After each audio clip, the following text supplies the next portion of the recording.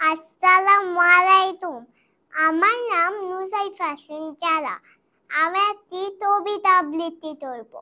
কবিতাটির নাম আমাদের ছোট নদী। লিখেছেন বিশ্বকবি রবীন্দ্রনাথ ঠাকুর।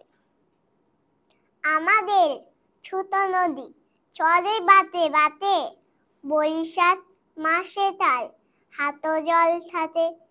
পার হয়ে যায় রুলু, পার হয়ে দাঁড়ি, দুই ডাল ও সুতার ডালথার পারি।